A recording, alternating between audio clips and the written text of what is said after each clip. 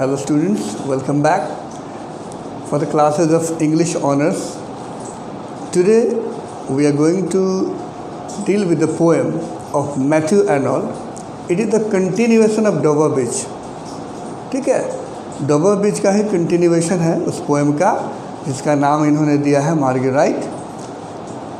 तो सबसे पहले जाना है कि ये मार्गेराइट है क्या।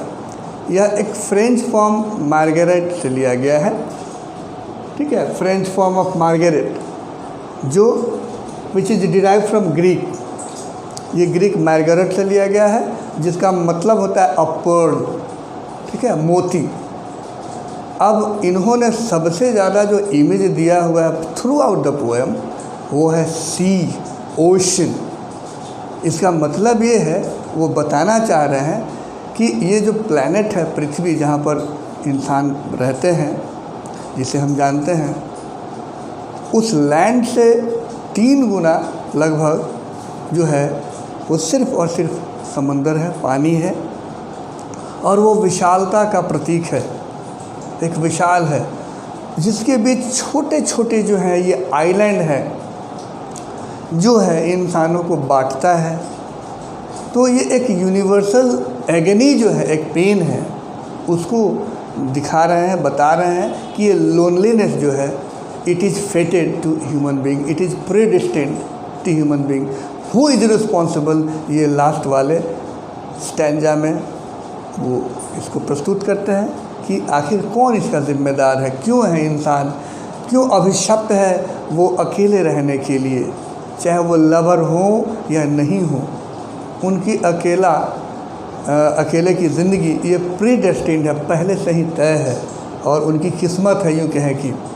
तो उसी को वो कंटिन्यू करते हैं, और आश्चर्य से ही शुरू होती है समंदर, आइलैंड।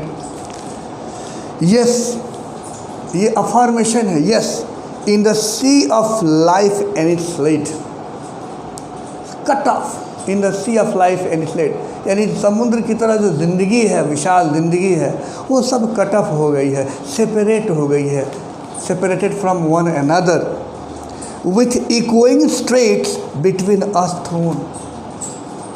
ये इको है, गूंज है, और सब बिखर गया है, सब तितर बितर हो गया है। डॉटिंग द शोरलेस वाटरी वाइड, डॉटिंग, ये डॉट शो करता है, उनका इशारा है आइलैंड के तरफ। जो छोटे छोटे आइलैंड हैं, हम जहाँ पर हैं, खड़े हैं, जहाँ पर सांस लेते हैं, वो आइलैंड है।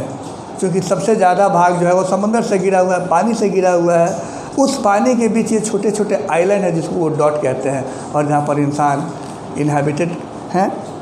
तो dotting the shoreless watery wild we mortal millions live alone, जहाँ पर इंसान जो है, ह्यूमन बींग्स है, वो सभी अकेले रहते हैं इसी आइलैंड पे। The islands feel the enclasping flow, the island feel enclasping flow. Enclasping flow का मतलब क्या हो गया? Closely surrounded of the water. ये पूरी तरह से पानी से घिरा हुआ है, और इंसान जो है वो इसी तरह से रहने के लिए अभिशप्त है। And then their endless bounds they know, और ये एंडलेस है, कभी ना खत्म होने वाली जो है बाउंड्री है, जो वाटर से है, वो विशाल है, और उस पर वो इंसान अकेला फील करता है। ये इटर्निटी को शो करता है। वो कहते हैं कि this is universal truth to each and every individual existing in this world, specially human beings. ठीक है। सो बट नेक्स्ट स्टैंजा में कहते हैं, but when the moon their hollows light and they are swept by bounds of spring।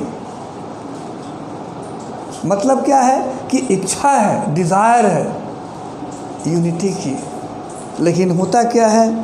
and in their glens of starry nights small valleys, Glenn का मतलब क्या हो गया? Small valleys. स्टारी नाइट यानी रात जो है वो स्टार से भरी होती है, आसमान में तारों से भरी होती है। द नाइटिंगल्स डिवाइनली सिंग, ये सब कुछ सुनाई पड़ता है। जो नाइटिंगल जो है वो मधुर गीत गाती है, हेवनली सॉन्ग गाती है, कान तक पहुंचती है, सूदिंग लगती है, लेकिन फिर भी इंसान जो है वो अकेला महसूस करता है। ठीक है। ऐसा है कि ये कभी ना ख़त्म होने वाली समस्या है। एंड लवली नोट्स फ्रॉम शोर टू शोर, और उसकी जो मधुर संगीत है, मधुर जो गीत है, वो एक शोर से दूसरे शोर तक विद्यमान होता है, सभी तक पहुंचती है। Across the sounds and channels pour, एक नदी से दूसरे नदी तक, एक छोर से दूसरे छोर तक उसकी आवाज़ें गूंजती रहती हैं। नेक्स्ट स्टैंजा में कहते हैं, oh then a longing like despair, longing like despair, oxymoron, what a beautiful image. Longing like despair यानी ऐसी इच्छा जो निराशा में बदल जाती है, वो कभी फुलफिल नहीं होती है इंसान की। क्या है? Is to their farthest caverns sent, for surely once they feel we वर।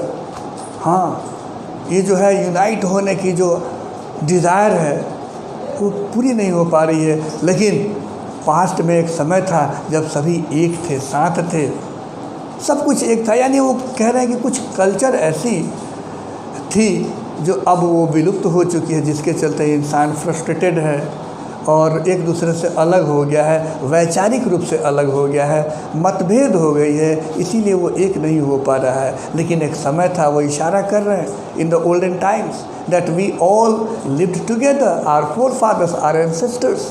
ठीक है।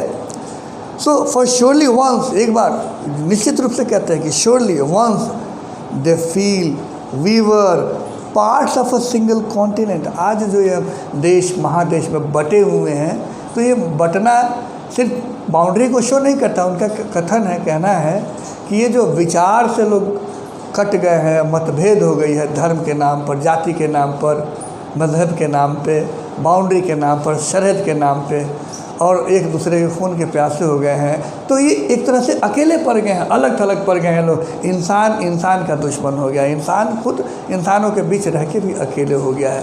उसको कहते हैं कि एक समय था जब सभी एक साथ रहते थे। Now round us spreads the watery plain, और हमारे चारों तरफ अब क्या है? सिर्फ पानी ही पानी है, जल ही जल है। यह होपलेसनेस को शो करता है। समंदर में जब आप अकेले फंस जाएं तो आपको निराशा के सिवा कुछ नहीं हासिल होती है। जब आप कहीं ज़मीन पे रहते हैं तो आपको कहीं ना कहीं लैंडमार्क दिखाई देता है, जिससे उम्मीद बढ़ती है कि अब हम कहीं पहुंच जाएंगे। लेकिन जब समुद्र में रहते हैं तो आप कहीं नहीं पहुंचते हैं, घूम फिर के वहीं आ जाते हैं या गायब हो जाते हैं, खो जाते हैं। इस तरह लगता है कि जैसे खुला आसमान है, आसमान में खो जाने की जैसे सिर्फ पानी ही पानी, कोई लैंडमार्क नहीं दिखाई देता है। तो वही कह रहे हैं कि now round us spreads the watery plain, oh might our margins meet again. काश फिर से हम सभी मिल पाते, फिर से हमारी भावनाएं मिल जाती, फिर से हम एक हो जाते हैं। एक यूनिटी की डिज़ायर ये शो करता है इस पोएम के ज़रिए।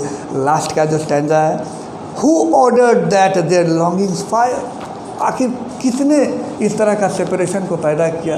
कौन ऐसा आदेश दिया? कौन सी शक्ति है जो ये अलग थलग कर दिया? Should be as soon as kindle cooled, यहाँ पर ये क्वेश्चन करते हैं कि ये जो वार्मथ की जो दीप है वो जलने से पहले ही ठंडी पड़ गई, यानी डेड हो गया। कौन है वो? Who renders vain their deep desire, ये जो डीप डिज़ायर है उसको किसने धूमिल किया, किसने डिस्ट्रॉय कर दिया? अ गॉड देयर सेवरेंस रूल्ड। उनका कहना है कि ज़रूर आम इंसान के पास, आम व्यक्ति के पास तो ये शक्ति है नहीं, निश्चित रूप से गॉड ने ही उन्होंने रूल किया होगा। And bade betwixt their shores to be, और हमारे बीच में ये सरहद खड़ी कर दी, आइलैंड खड़ी कर दी, ये बंटवारा कर दिया। And the unplumbed salt estranging sea, estranging salt का मतलब ये समुद्र का जो पानी है वो खारा होता है, बहुत ज़्यादा नमक वाला होता है। तो उस सेपरेशन को शो करने के लिए बताते हैं कि ये जो सेपरेशन जो है वो यूनिवर्सल है। It is a universal lot of human beings, they are cursed to be separated. Definitely they would have been, I mean human beings would have been cursed by the God or overruled by the God. That's why their lot is destined to be alone, all alone. यानी वो उनकी किस्मत है कि वो अकेले ही रहें, चाहे प्रेम में रहें या न रहें, चाहे किसी का साथ मिले या न मिले, अकेला ही रहना है, अकेला ही पड़ जाना है। यही दुनिया की लौट है, यही उनकी किस्मत है. So this is all about this poem.